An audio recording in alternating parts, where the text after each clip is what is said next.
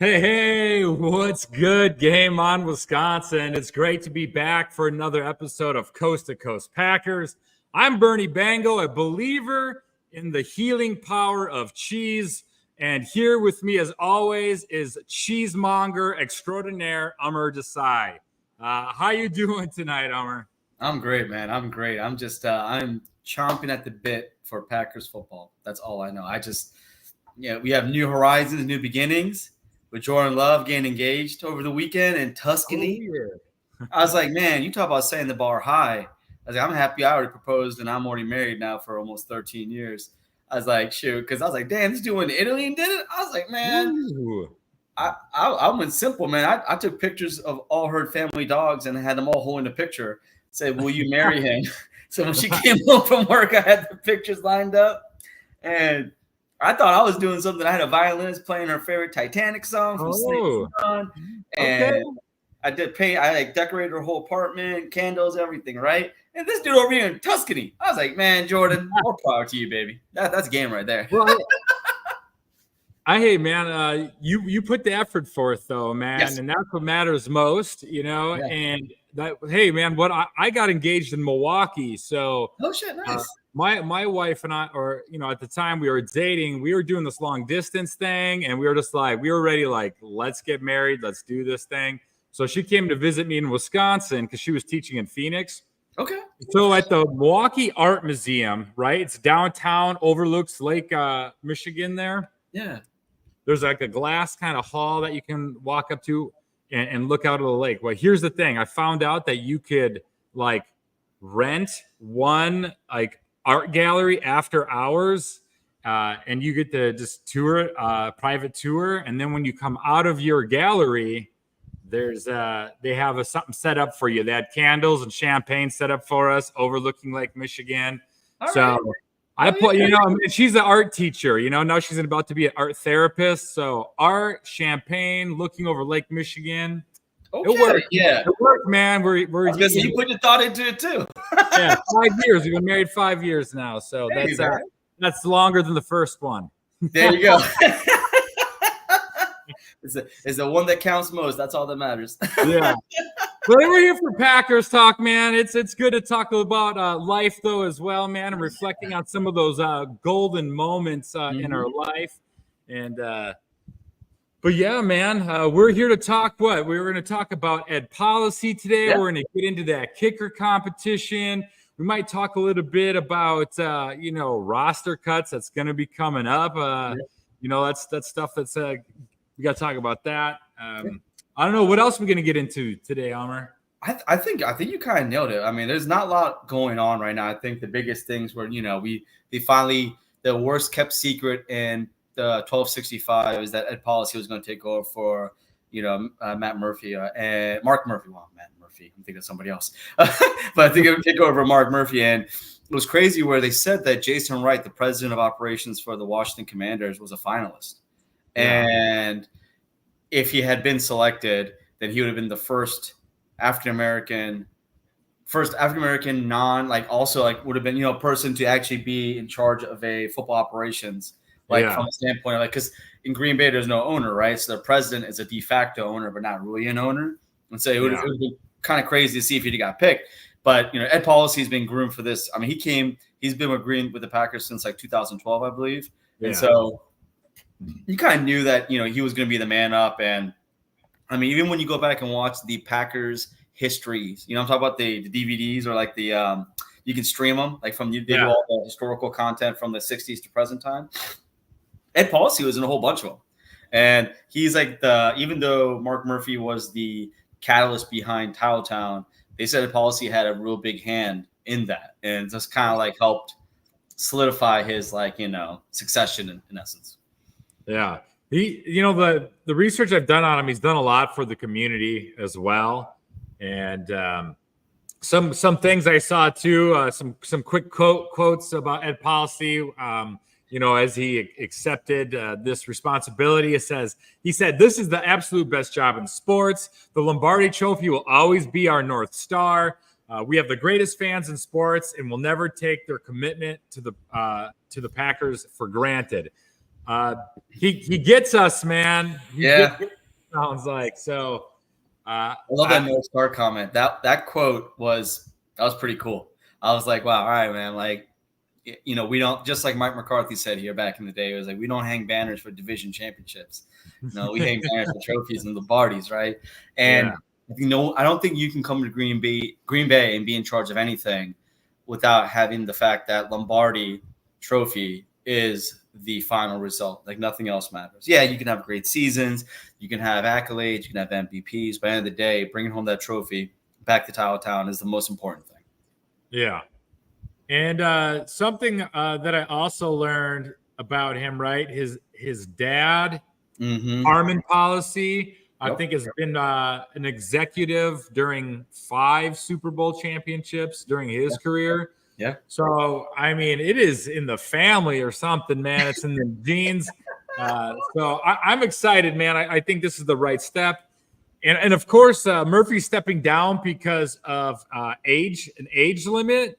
Is that something we can do with our politicians in this country? Is bro, seriously, limit for like, hey, you're 70, bro. Like, go retire. People have made that comment. Like, the Packers are doing something that's like very progressive, where in our national political climate, having an age restriction on all offices or a maximum. Like, once you hit 70, you're mandatory retirement. Man, could you just imagine like the amount of new blood that would be coming in with new ideas and stuff like that, and maybe folks that everyone could get behind and not have to be like a 2-party system, you know, just like be more unified, because that's how I felt like it used to be. I mean, when I was like younger, you had folks that were conservative and you had folks that were liberal, but it never came to what it is now. So that's a whole nother story. But I agree with you, man. Like, the Packers they're doing something, and you know, I think Mark Murphy will be always known for Town. He'll be always known for being the president when the Packers won the second Super Bowl, not second Super Bowl, but won their 4th Super Bowl with Rodgers, right? Yeah. I want to say Bob Harlan was in charge when Favre won his. I want to say, if I'm right. So, you know, now that Ed Policy comes in, does he bring a championship back to Green Bay with his, newest addition? That won't be till next year, right? And like you were saying, his dad is a Cameron, right? Cameron Policy. He was a part of it. I think it was Carmen. I think his name Carmen. Carmen. Yeah. I knew it was something with the C. And he was in charge of, 5 Super Bowls, and I think they were all with the Niners, I think, right? He was a part of that whole Niners, Joe Montana time. I think so, yeah. It's crazy. Like, I was like, he can bring some of that good mojo back to us. I would love to see it. And you know what? Like, new president, good head coach, new quarterback. I like it. Yeah, like all these moves are giving me good vibes. Yeah. There's a lot of times when your team brings in new coaches, new staff, that you kind of like rubs you the wrong way. You're like, why? Who? I'm not having any of those thoughts. I guess some people at first were questionable about Halfley, but I think once we saw his resume and heard him speak, everyone was on board. So I feel like I agree with that. I think like you're so right. When like you see other teams when they get like new coaching, new front office, you don't really know. It's all in flux, right? You don't know. Like, if you have a coach that's there, but new front office, how long is he going to last before that new front office wants their guy, right? Yeah. And I felt like all the changes that have been kind of happening in Green Bay, especially on the defensive side, we make our jokes about Joe Barry. We make our jokes about, just the way things were. But you're right. The vibes coming out of Green Bay right now are very positive, very high. I mean, I think Rashawn Gary just went on Rich Eisen's show, and they listed Rashawn Gary as a defensive tackle. They said defensive tackle Rashawn Gary. And I'm like, damn, dog. I was like, that man went from outside linebacker to defensive line. I was like, all right. And he played line at Michigan. So it's not like he's never done that, right? And he lost weight to play outside. So I wonder if he's putting some weight back on. But he looks leaner now than he did before. And for me, it just seems like everything's trending in the right direction. And the things that you would used to hear about Rodgers in training camp, you're starting to hear about Jordan. Like Rashawn is saying that. Rashawn was like, you guys don't see all the throws he makes in camp that you guys can't see, but we can see. We know he's legit.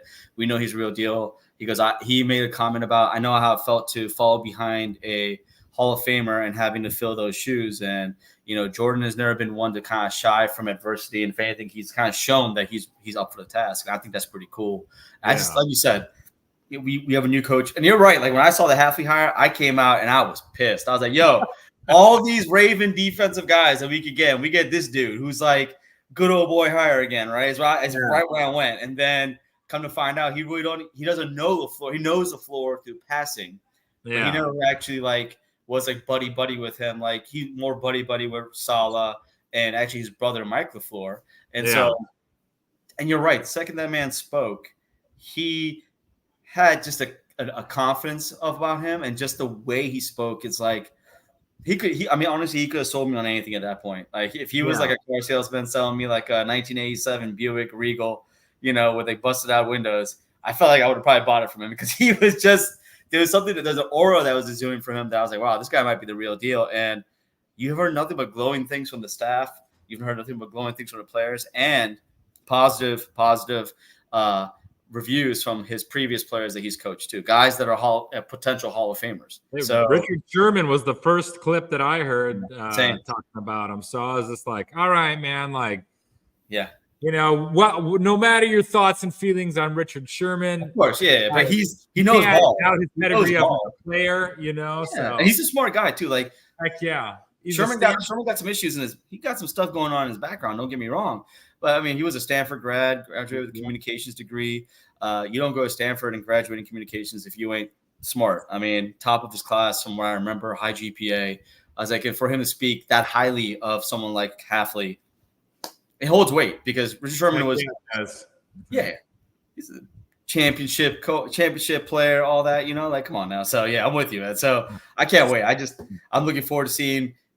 I would love to see when Ed Policy does come in office next year, what he does. Like, does he keep it the way it was, where head coach, GM, and Russ Ball all report up to him? Kind of like a triangle, not like a triangle, but basically like a pyramid, right? Where people always made fun of the pyramid structure, saying that it never works. Yeah. And then if you were to have it where it's coach, GM, then you have a straight line instead of a pyramid, right?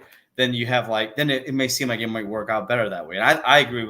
So far it's been working fine, but maybe Ed Policy's the kind of guy that's like, hey man, I don't need to really get involved with that stuff. Brian, you do what you gotta do. Matt, you do what you gotta do. Russ, you do what you gotta do. And maybe he doesn't want anyone to answer to him. I don't know, but that's a lot of power that's kind of hard to give up sometimes. So, yeah, man. With great power comes great responsibility. Uncle Ben. But speaking of championships as well, right? True North Packer fans reminding us Game 7 Stanley Cup Final tonight. Yes. I'm rooting for those Oilers. Same. Yep. So one of the greatest comebacks in sports history all time if they pull it off. I think also Tennessee, Texas A&M in the College World Series final game tonight as well. So if you want baseball or hockey, you got championships going down tonight. Here, True North Packers fan also saying love needs to get paid before the wedding ceremony with the premium. He's stupid as hell. He ain't lying though. He ain't lying. That was cool though. I'm not gonna lie. Seeing that come up. And I had to feel it was funny. A lot of people were saying when's he going to propose? When's he going to propose? Right. Because they've been dating for a while now. Right. They're college sweethearts and stuff like that. But to do it this way in Tuscany, I thought that was really cool. And a lot of folks were like, if you look at the comments, Tucker Kraft was like, oh, we got that first ring out the way. Let's get that second ring now. And I'm like, this boy, I was like, Tucker, dog. I was like, okay, I can get with that. Let's do it. I was like, you talking the right stuff. But it's cool though. It's just good to see. I don't know. It's cool to see a guy. He has his sweetheart, and on top of that too, he's gonna be a married man, all that stuff. Not that it matters, right? But it's just cool. I just think that it's cool to see him happy and kind of keep progressing in the right way. So that's cool. I was like, you talk about just having something to fill in he's gonna get. If you think about it, he's probably gonna have the best summer of his life. He just got engaged, and he's gonna get probably $55 to $60 million a year contract, right? I was like, sky's the limit. I mean. You can't tell him nothing right now. He probably got a shitty grin smile. He's on cloud 9, man. That's some good feels right there. Yeah, right. But also, I guess big news right now. Heath Scooter was also so the continual kicker carousel is making me think we don't have a kicker. So it's Carlson, Greg Joseph, and James Turner. Is that the three that are there right now? Because Podlesny we let go earlier this week. So I mean, I agree with you. Like, I think like if anything, it shows you that they might have some second thoughts on Joseph more than they do Carlson, because Carlson's OTAs and mini camps were actually really good. He performed well. I think he may have missed maybe 1 to 2 kicks the whole time. And, but Podlesny was not, I mean, his numbers were not that great. And Greg Joseph, he felt like he kind of felt like fake competition, if that makes sense. Because if you look at his history, he's been a more of a dome kicking kicker, right? Like he was in Minnesota. I think there's numbers that show that he kicked better in the dome than outside. In Green Bay, man, dude, you're going to be kicking mostly outside anyways. Like, I'm sorry. Like, we have lucked out with our schedule being the way it is, where you may have some more dome teams. But for the most part, like, you got to be able to kick in the weather, especially at the end of the season, where that ball gets heavier and it doesn't go as far. It doesn't go, doesn't go as high. And this is, I hate to say it, but like second year for a kicker, it could be make or break for Carlson, because, his brother got cut his rookie year when he was in Minnesota, got picked up by the Raiders, but somehow picked it up in Oakland at the time when they were in Oakland and ran away with it. Same year, though. It wasn't like he took time. Like, he really, I guess him getting cut really, lit a fire in his ass, and he just fixed whatever he needed to fix. So it's him to Anders. And the Turner dude's good, man. Like, I'm not going to lie. Like, I wanted us to get John Bates, the UFL kicker. Yeah. The Lions got him, right? And then I was like, I made a joke on Twitter. I was like, okay, Packer fans want John Bates, and then Packers like you can have their sloppy seconds of freaking James Turner. And it's like, damn, it's like that. But his tape at Michigan looked good, and he's used to kicking outdoors. I think any kicker you bring into Green Bay, that's a prerequisite. Just like Mason Crosby, he kicked at Colorado State, he kicked outdoors. Like, I mean, you got to be able to kick in inclement weather, straight up. Yeah, 100%. The UFL kid, in his first kick in the UFL, didn't he kick like a 63-yarder or something crazy like that? Yeah. 60. I mean, 60 plus consistently, and he was kicking it down the pipe, dude. Like, down the pipe. I was impressed. Absolutely.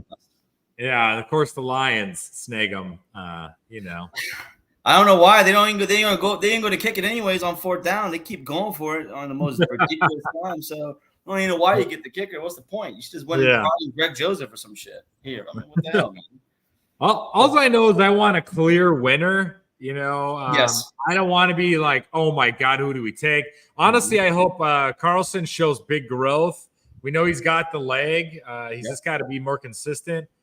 Hopefully, Bowden is the answer at long snapper. Versace has got to get the special teams together. I agree with that. Yeah. Just give too much money. Top half of the league. Just give me the top half of the league, man. I'm not asking for a lot.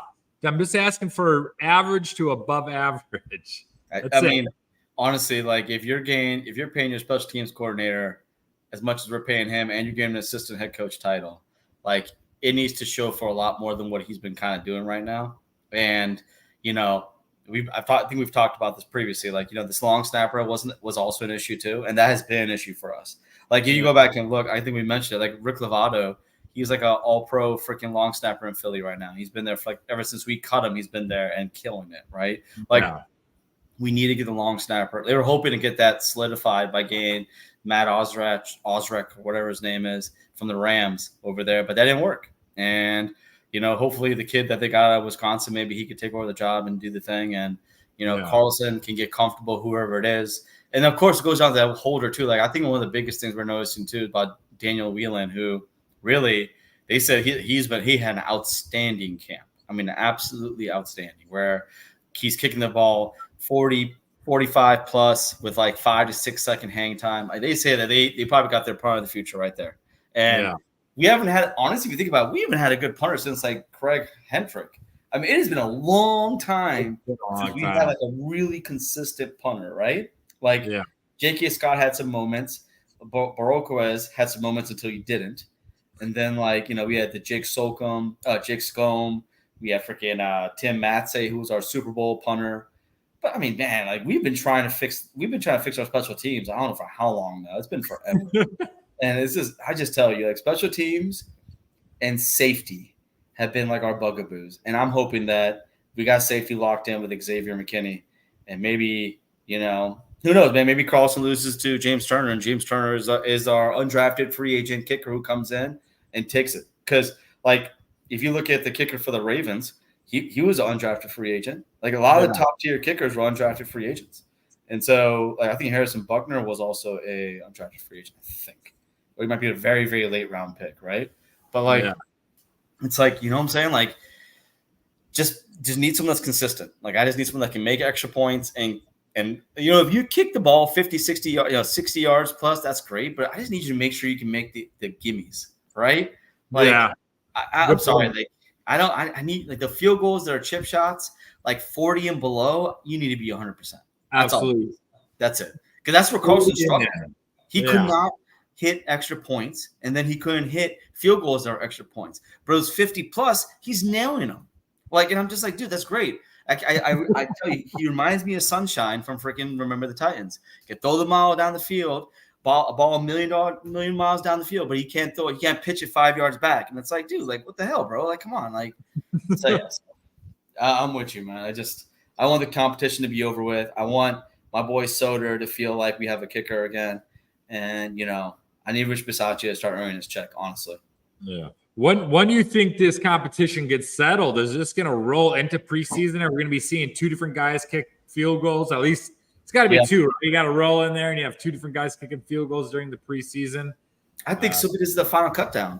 Final cutdown is until literally after the last preseason game, and maybe a week or two before the regular season starts. Yeah. So you're not really pressured to like reduce from 90 to 53 or 56 or whatever it is, right? So.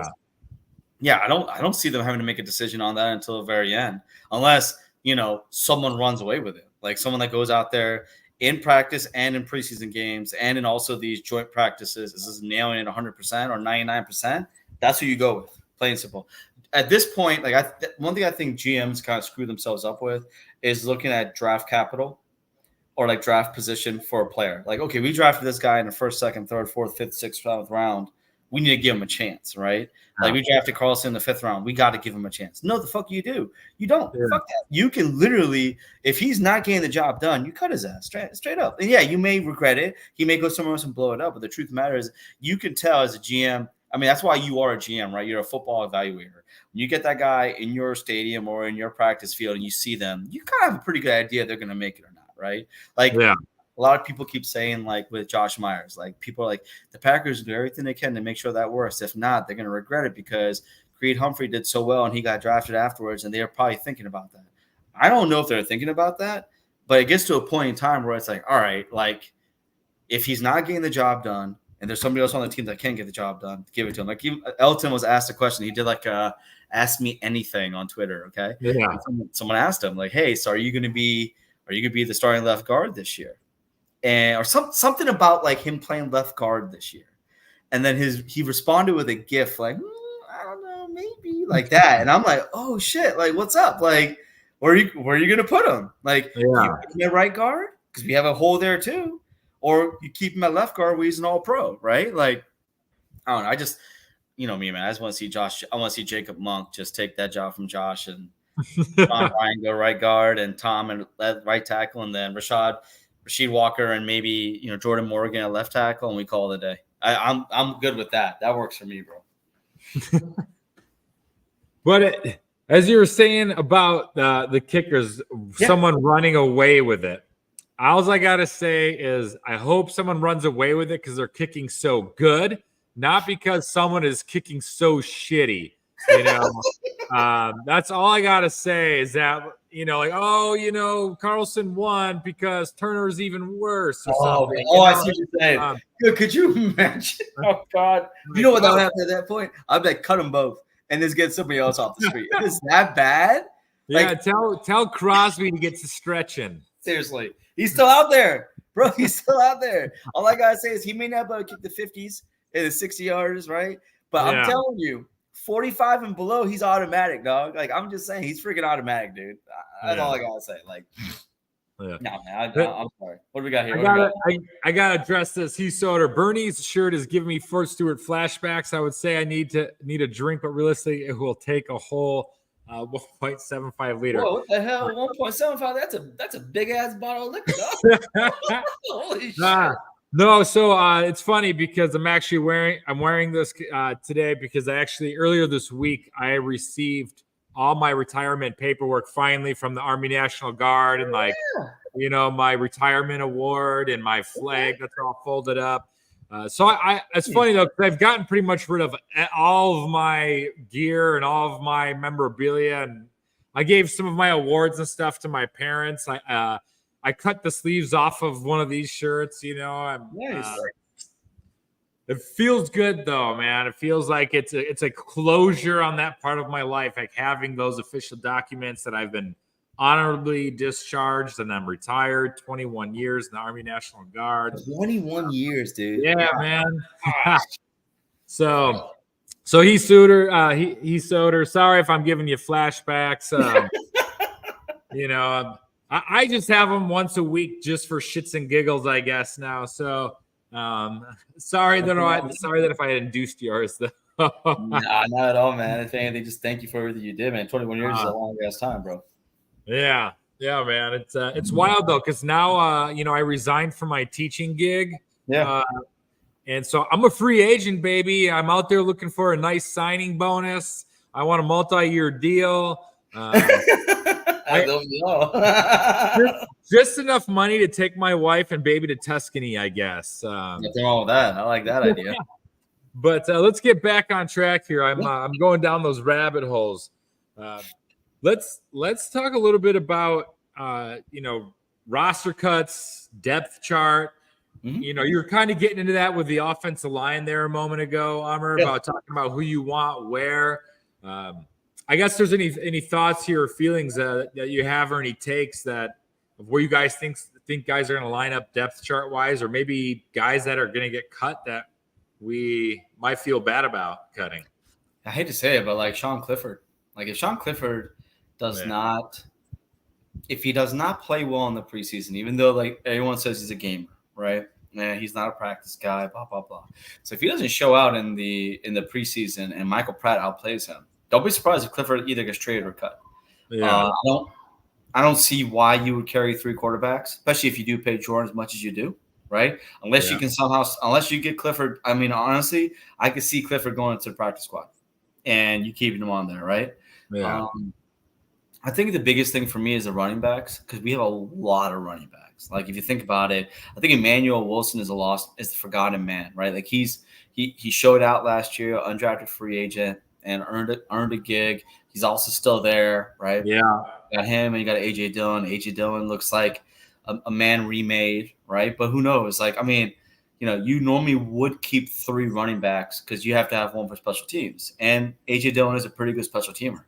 So I think for me, the biggest areas I'm seeing right now are offensive line and I want to say wide receiver, right? Yeah. Because wide receiver, it's like we have what did Joe Barry used to say? Champagne problems. We got champagne problems. We got more weapons than we can count, right? And the truth is, like, if Watson gets over his health injury, you literally got your number 1 right there, right? Romeo Doubs played like a number 1 in the playoff last year, so that's your number 2 probably.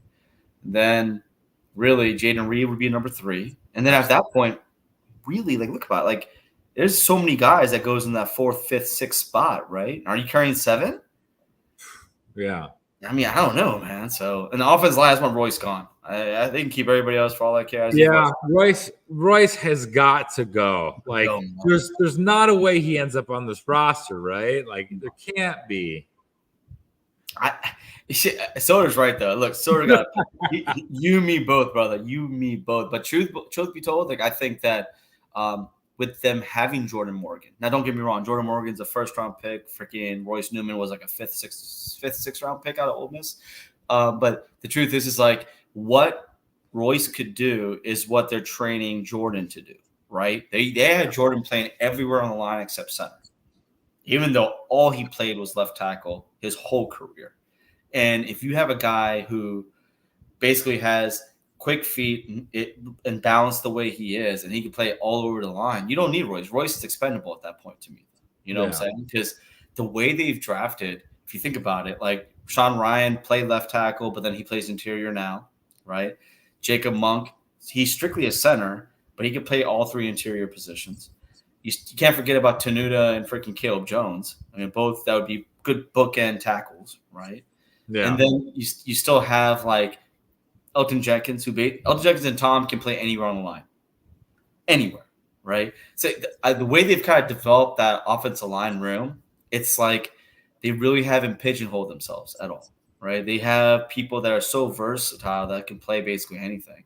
And then it comes down to like Rasheed Walker, who he's another Jordan Morgan to me. Like he played left tackle his whole career at Penn State, and he's been playing left tackle since he came in the league.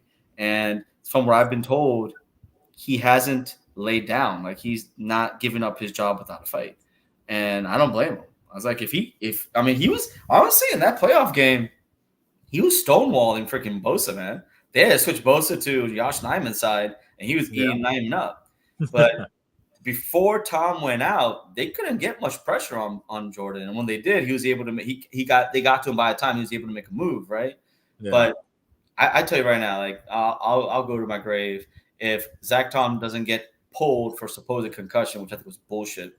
But Greenlaw doesn't get pulled, and he's on like he headhunted two people. And if you watched that, remember that game? He was trying to take out guys. He tried to take out Tucker Kraft.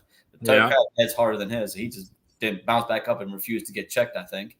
And then Zach Tom, they pulled him. And the second they pulled Zach Tom, our right side kept getting collapsed, and Jordan had no time. He just was like, he was running for his life, basically, you know? Yeah. But that's wrong. What are you thinking when it comes to the depth chart and roster cuts? What do you feel? Oh, man. My heart goes to Toure at wide receiver. You're kind of touching on that, like the whole wide receiver room. I love that guy. I watched his college journey. You know, he's got Montana State, then he came to Nebraska, and he's just clawed and scratched his whole career. And I just love guys that fight like him. Yeah.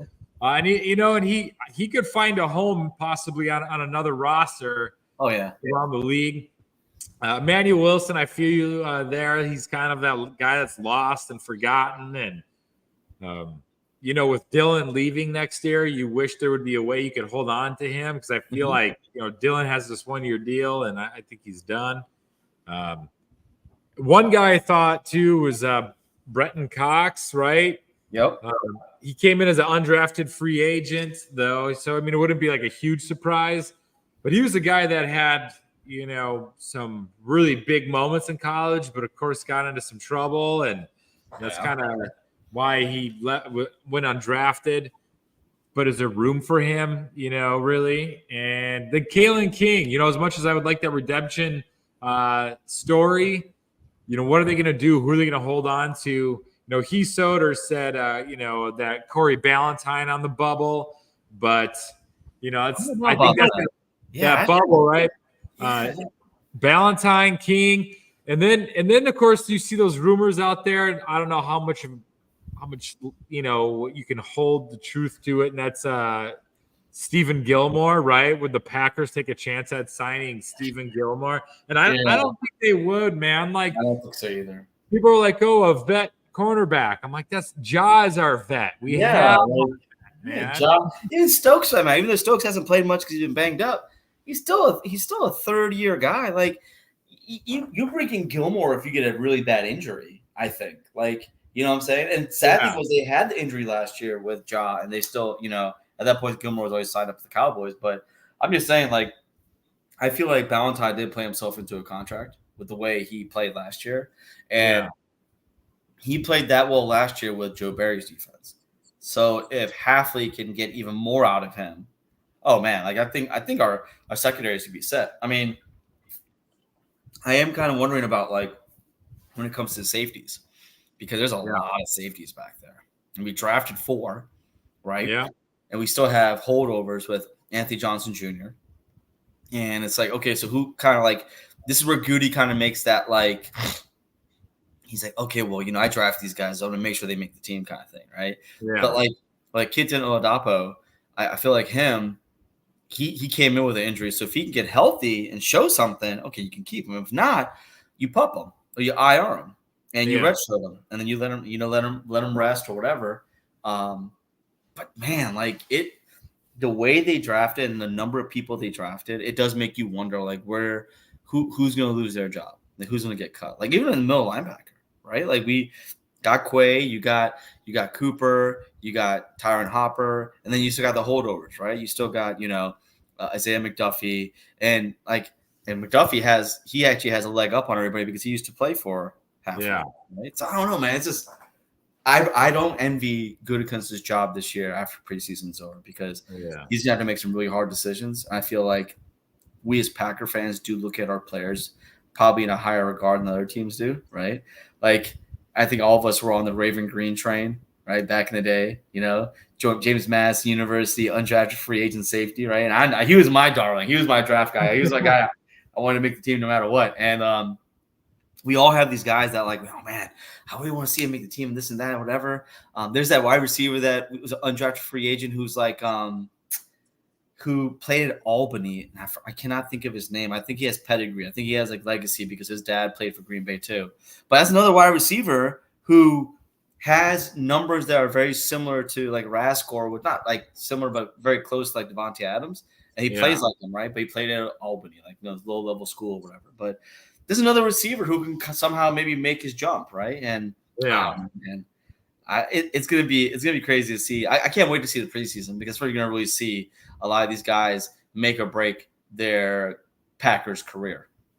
Yeah, man. It's crazy to think that we're pretty close. Like what, 2 months? 2 months from the preseason at this point. How close are we? Are we to it now? I mean, shoot, I think we are at what? August 10th. At Cleveland will be that first one. Yep. So I mean that's less than 2 months. We are going to have preseason football on. Oh man. I can't wait, man. Some people really hate on baseball, right?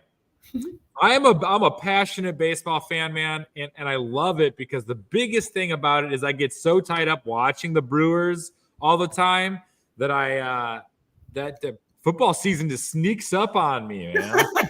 It does. I feel you on that. I'm a diehard baseball fan just because I used to play, but I'm not like I follow it, but not as close as I do football. But my Braves got the death blow when Ronald Acuna tore his ACL, so I'm just like. Just holding on for dear life at this point. So I feel you, man. I feel you. Like, it's funny how I started getting into baseball and then boom, training camps here. And then boom, preseason's here, right? And because I do fantasy football, for me, I watch all the preseason games. Like, I try to find an excuse to watch every single one just to see if I can get a leg up on some guy who I can maybe sneak on like the end of my draft. Like Puka Nacua was like that last year. Right. Yeah.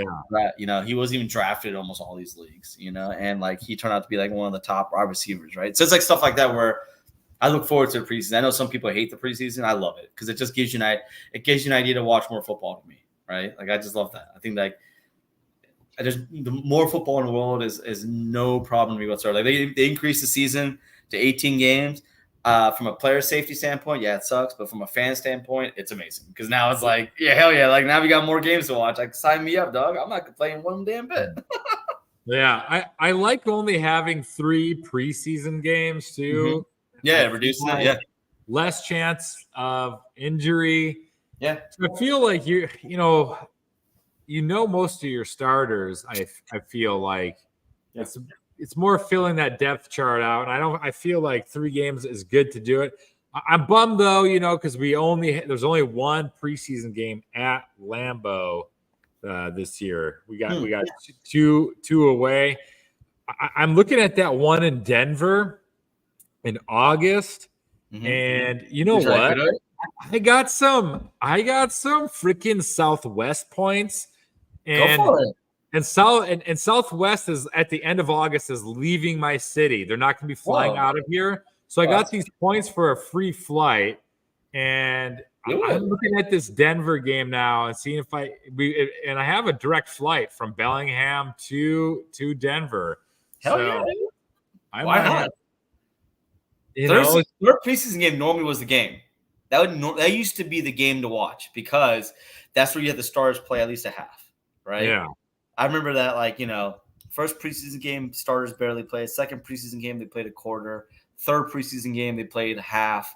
And the fourth preseason game, they didn't play at all, right? Yeah. Now, I feel like they're going to probably go back to that this year, is what I'm thinking too. And say hello to Packers diehards. He's an awesome follow. He's good people.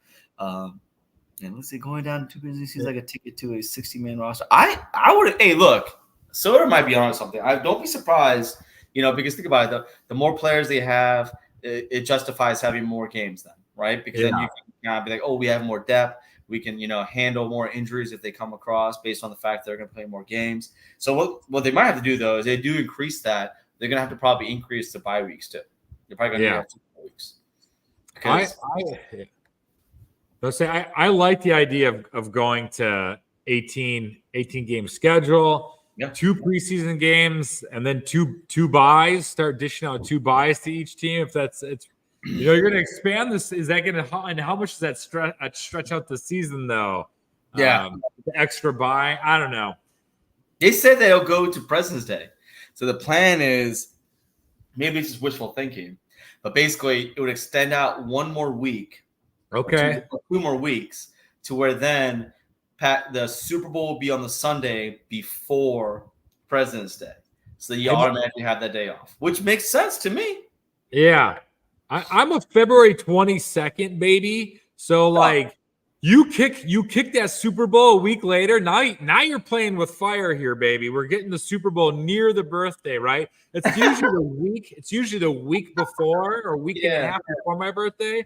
But if we can get that, bring it a little bit closer, man. If I can mash up a Super Bowl party with my birthday, that's too far, dog. Sign me up. Hell yeah, dog. But here, diehard here. Do you have a surprise roster cut and surprise roster maker yet? Ooh. My surprise. I don't know if it's a huge surprise. Is that? And it's my bias. It's Peter Bowden's going to win the long snapper job. I think we all. And something that's going to be a surprise. I'll go with a surprise roster cut. I'm going to go with Emmanuel Wilson. I think he's going to and this is why it's going to be a surprise. It might not feel like a surprise right now. Remember, I think he was the leading rusher in last year's preseason for the whole league, not just the Packers. Yeah. And I feel like he's going to have another big preseason, and he's going to end up getting cut. We're going to keep Lloyd, obviously, because you don't take a guy in the 3rd round, I think, and so that's my feelings here for that one. Yeah, man, my surprise cut. Oh Lord. Surprise cut. Okay. I don't think they'll do this, but it's a possibility. Nah, they wouldn't do it though. That would be a ridiculous surprise cut. I could see them either if the center position becomes a point of interest to the point to where they give up on the Josh Myers thing, right? Yeah. And they're like, screw it. Let's see what we can get. Trade him to Pittsburgh because Pittsburgh needs a center. Because I think Billy Price is no longer there. They might have drafted somebody. But the truth, they did draft somebody. They got the kid out of West Virginia, Zach Frazier. But let's say Justin Fields makes a pitch to get his old center from Ohio State, right? Trade him to the Steelers, Jacob Monk or Elton Jenkins becomes the starting center for Green Bay. I could see that as a crazy cut because with everything coming out of 1265, there's no way in hell they're going to cut Josh Myers. So if they did that, they traded him or cut him, that would be insane to me, honestly. And a surprise roster maker, Royce Newman. I was going to say something, but the truth is, I do not want to put that into the ether. I do not. Me and Soder will not say it. Nope, we will not do it. No, sir. All right. So honestly, the true roster maker will be somehow this James Turner dude makes the team somehow. I like that. Yeah, I hate to say it. Just somehow he makes a team. He beats out Carlson, or they decide to keep 2 kickers. and they keep one. I'm just saying with these new kickoff rules, who knows what will happen, right? Holy shit! All right, now this one is the one right here. I was thinking about this one. Soder to me got like the Vulcan mind meld going here. So, like, no joke. I was thinking Malik Heath because Malik Heath's like OTAs and minicamp haven't been that great. He's been dropping a lot of balls and all that bullshit. Okay, but Malik Heath is a war daddy. He's a beast. I just think like again, he's a gamer. He's a guy that comes in a game and just gets it done. So if he doesn't make the team, that would be interesting because he had such a great rookie season. Yeah. Donovan Jennings wouldn't be a surprise to me just because he was the one UDFA who they paid the most money to for his bonus. I think he's probably going to be the one that's probably going to make the team. I could see them cutting Royce and letting him and Donovan Jennings stay. Like, it was actually a surprise that Donovan Jennings didn't get drafted. He was like one of Eric Balco and what's the other guy? Y'all know who I'm talking about. Not Jim Nagy, Eric Balco, and then there's a dude Dane Bugler. This guy was their consensus best like guard that was in like best guard, undrafted free agent, like 7th round guard, who they were surprised that didn't get drafted.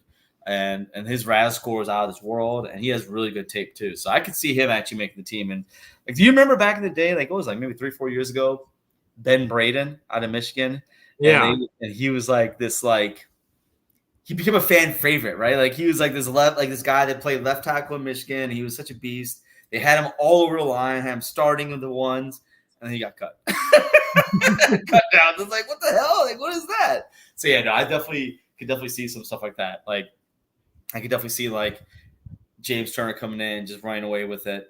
And I could see Josh Myers. Like if somehow Jacob Monk or Elton can do something with that center position, I could see something crazy happen. I just don't see you breaking the left guard position like that. I just don't. If Elton didn't put out that tweet, I would just say he's our left guard until he decides to retire. But the fact that he put that tweet out, he's fucking with me now. He's just trolling me now. And I love Elton to death. So I'm just like, all right, bro. Like wherever you want to play is fine by me. I'm not complaining. More questions, guys. We got folks watching right now. Please send your questions in. Please. Absolutely. Some news that I also saw too was Eric Stokes. I want to talk a little bit about him. Mm-hmm. He was listed as a player who might have been one of the more surprising players at OTAs. So he's healthy, right now, and he's working out, and his workouts are looking good. We've already declined his 5th-year option. Yep. I hope this dude stays healthy because I think he's going to play, with a chip on his shoulder. He's going to want to get after it. I think he's been chomping at the bit because has it been 2 seasons now that's just been riddled with injuries? And it was his rookie season that he was, had flashes. Right. So I'm really hoping that he can lock down the two spot for us, but it seems like it's going to be Valentine. Yeah, I don't know. I can see that. I think all the stuff that came out of camp about Valentine was that they asked him to put on more weight, and he put on more weight, but he didn't lose any of his speed or his agility, and that basically he's kind of really like hit the ground running. Like they asked him to do a whole bunch of stuff, and he did everything. And I've never LaFleur was talking really highly of him, and based on what you saw from him last year. And that was with a scheme that really, I don't think, played to his benefit, right? He's a press man corner just like Ja is, right? And honestly, Eric Stokes is a press man corner too. Like almost all those guys are press man corners. I think that's the reason why we never got Cooper DeJean. Because Cooper DeJean is more of a guy that would have been better for like a Joe Barry, two-shell playoff kind of defense guy. That's kind of like what he is. I mean, He played press man in Iowa, but he was really, they said that would benefit in a role where he's playing off. So you have all these corners that play press man. And now you got a coach that does that his bread and butter is press man.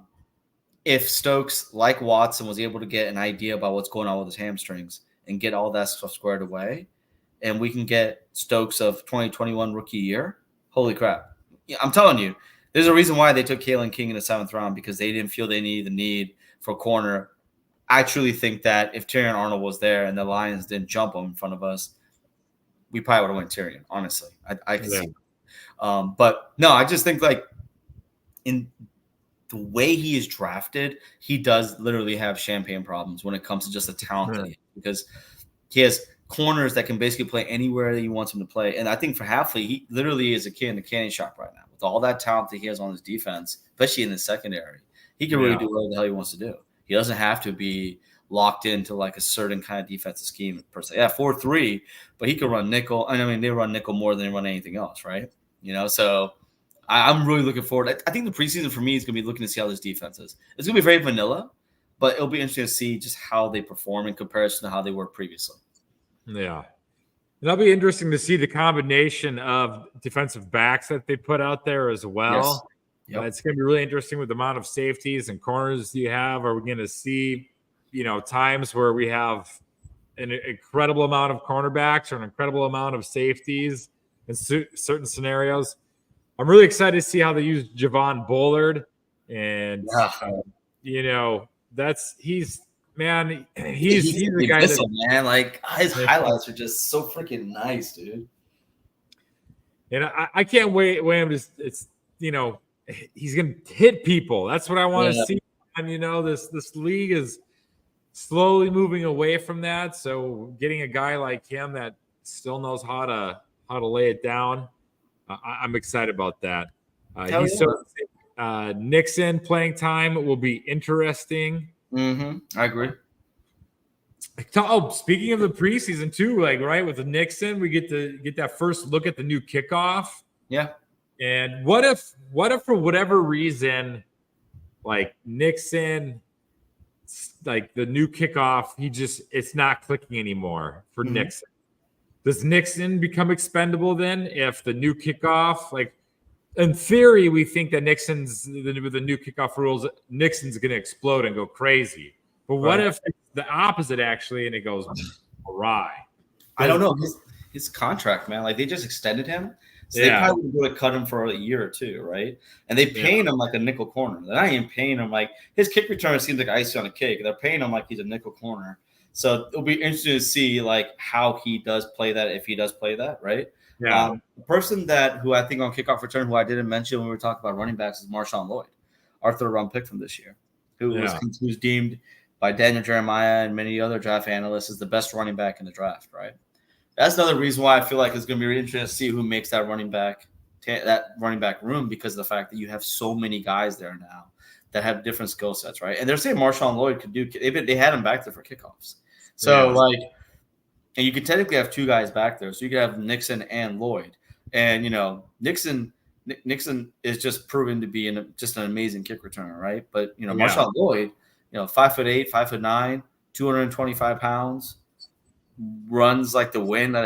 He runs fast as hell for that size, right? I'm just saying, he's shifty, man. He's really shifty. Yeah, dude. He comes at you full speed. I don't know a lot of people are gonna want to try to tackle him. They're gonna make some business decisions. You know what I'm saying? Yeah. I seen this dude just seeing pictures of him. I'm like, man, is this dude like Bane or some shit? He's big as shit. Holy crap, man. He's not tall, but he's thick as hell. I'm like, all right. And it reminds me of how we thought when we saw AJ Dillon. AJ Dillon walked on the field. You're like, okay. He's the kind of dude that, he walks off the bus right. You know what I'm saying? How they always say you need those guys that walk off the bus and they look like they can play football. I think for a long time, the Packer players were you weren't getting that so much, And then you start seeing it a little bit more with the Rashawn Garys, the Quay Walkers, the Devontae Wyatts. And you're starting to see okay, you got these guys that you can just tell when they come off the bus, they're the truth, right? TJ Slayton, freaking, what is he, 6'1", 6'2", 330 pounds, one big old dude, right? And I mean, think about just the amount of depth we have, just when it comes to going to a 4-3. I mean, you got Carl Brooks, you got, like you were saying, you got Brenton Cox, you got Kobe Wooden, you got so many, and then Wyatt Clark. I mean, there's so many dudes that can literally it reminds me of the Niners when they really invested in their defensive line. And they were just sending waves of freaking pass rushers, right? So if Bosa's out, but then they got somebody else that comes in.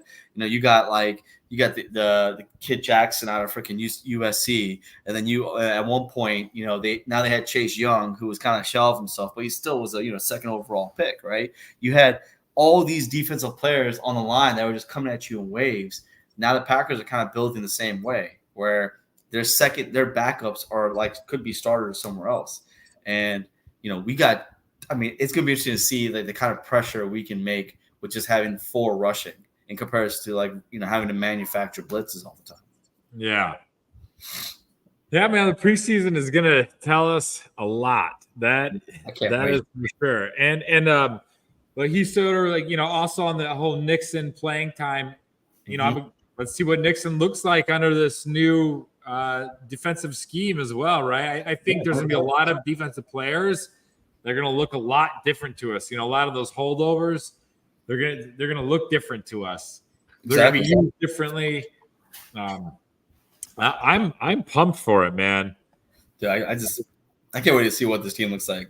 It's just we had very, very low expectations last year, and we were literally 2 games away from a Super Bowl, right? Yeah. And now we have all of these expectations. We're Super Bowl or bust all over again, Yeah. And that's crazy. But like, if we were able to do what we did last year with the youngest team in the NFL, like, what is like? It's almost like sometimes when they say like some people they're just too stupid to know when they're hurt, right? It's like the Packers are so young, they don't know that they're supposed to be young and making mistakes and this and that. Like, no, they're just like, you know what? Like, we're gonna persevere, we're gonna get through adversity. And the cool thing is that they had those first 7 weeks of the season last year they can always draw back to. You'd be like, hey, we were pretty bad those weeks, but guess what? We found a way to get past it. So they have a game here or there where they drop it. They're not going to go like into this like this, in this hole where like, oh shit, what if we aren't that good? No, because they know what it was to be not good, and they also know what it knows to be good. I feel like they're going to be able to really draw back on those adverse times and being able to kind of like see, hey man, we're nowhere like that. We're better than that. We're better now than we were last year. And so yeah, I can't wait. I cannot wait, man. And I feel like week 1's gonna be a great test. Like going up against the Philadelphia Eagles team that was literally 1 year removed from the Super Bowl. And, they've had a lot, like what you were just saying beginning of our show today was like, you have new coaches come in, you have all these changes and some are good or some are bad. And if you look for them, they have Kellen Moore who've come in, who really hasn't been, he's been okay as an OC. He hasn't been like lights out, right? And you got Vic Fangio, who people used to literally adore over. And now it's kind of coming out where maybe, he's a time forgotten. So it's like, like, it'll be interesting to see all that dynamic of that team with all that talent and having these coaches that are real marquee names, but are they able to still get the job done? And then you got our team who has coaches that, for the most part, unless you're a Green Bay Packer fan, you haven't really heard of any of our coaches. The only person you probably heard of maybe is Matt LaFleur, right? But everybody else on our staff, for the most part, maybe except maybe Rich Bisaccia because he was a Raiders guy. I mean, you don't really know any of our coaches, And sometimes, like, it's not always about the fanfare. It's not always about the big name. It's about just the guy that can get the job done.